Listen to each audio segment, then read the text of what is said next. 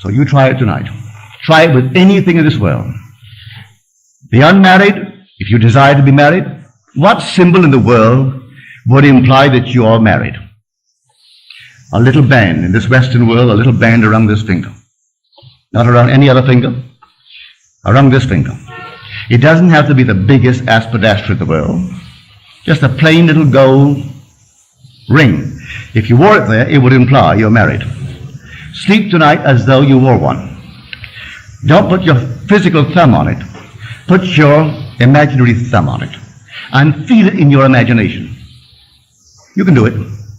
Feel a ball. Can you feel it? Then feel a piece of silk. Feel this, one after the other. Can you discriminate between all these different sensations? If you can discriminate between this and a tennis ball and a baseball, a piece of silk, then you can't discriminate between nothings. They must exist, though unseen by your eyes, they still must exist. So if I can discriminate between these unseen objects, these objects, though unseen, must be real. Well, now take that and put it there. But feel when you wear it that you are proud of the one who put it there. You don't have to see what he looks like. When it's put there, you'll be proud of his name, to bear it, and you'll be proud of him. Just put it there. You know why I know that? My wife did it. She did it. Actually, she did it. One day she was in the presence of a so-called sensitive. And this one said to her, "Why did you take off your wedding ring?"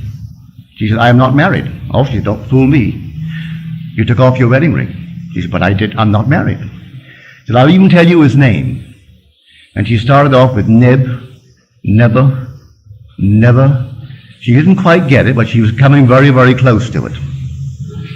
She was actually sensing what my wife in consciousness was feeling. When I first met her, I wanted her the very first day I knew her. I wanted to marry her. But I was entangled. Was I entangled? But by this law, I disentangled myself. Without hurting anyone, I disengaged myself from all these complexities so that I could actually legitimately say, "Will you marry me?" But in the meanwhile, she was wearing the ring. I hadn't yet put it there, but she allowed me to put it there and slept as though I had put it there. So I tell you, unmarried ladies, if you desire to be married, maybe you don't. If you do, that's the way to do it. And it'll come out of the nowhere. You don't have to go and buy anyone or try to meet the right people. Usually when you try to meet the right one, he's always the wrong one. So don't go searching. Those who go searching for love only make manifest their own lovelessness. And the loveless never find love. Only the loving find love, and they never have to seek for it. So you fall in love, you don't have to seek for it. You draw them. They come to you.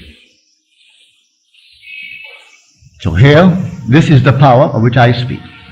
The power of the universe, the power that created and sustains the universe, is resident in you as your own wonderful human imagination. That's God. Don't forget it. I know it's difficult when man has been trained to believe in an external God. And he goes to church and gets on his knees and he prays to an external God. And he goes home at night, maybe he does say his prayers, and he gets down on his knees and he prays to an external God. All right, maybe that's a nice thing for someone to do. But I tell you, he isn't out there at all. You won't be criticized for it, but he is within you. Very personal, may I tell you. He is very, very personal. And within you. When you're told in Scripture, of the rock that begot us, we are unmindful. And that seems to be all a figure of speech on how true that thing is. One night, sitting in the silence, rather it was an afternoon, I was thinking of nothing in particular, and suddenly before my eyes came this quartz, an enormous quartz. As I looked at it, it fragmented itself, broke into numberless little pieces, and then it reassembled itself. As it reassembled itself, it was not into a quartz, but into a man, seated in the lotus posture.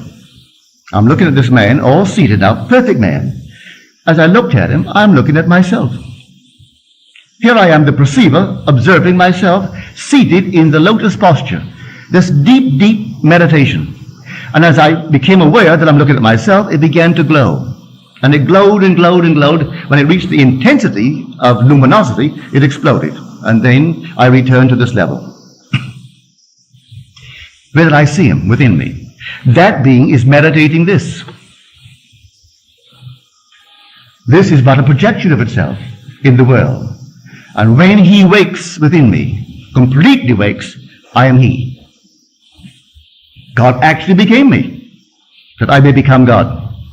And he's put me through all the paces, allowing me to make all the mistakes, to make a monster like the thing that I talked about earlier. I made that, and I made a lovely one. And he allows it in his meditation. He is the dreamer in me.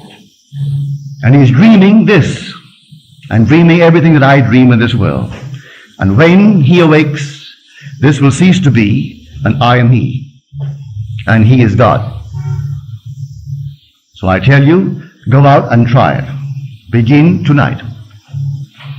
I make you this promise: if you try it faithfully, you will not fail.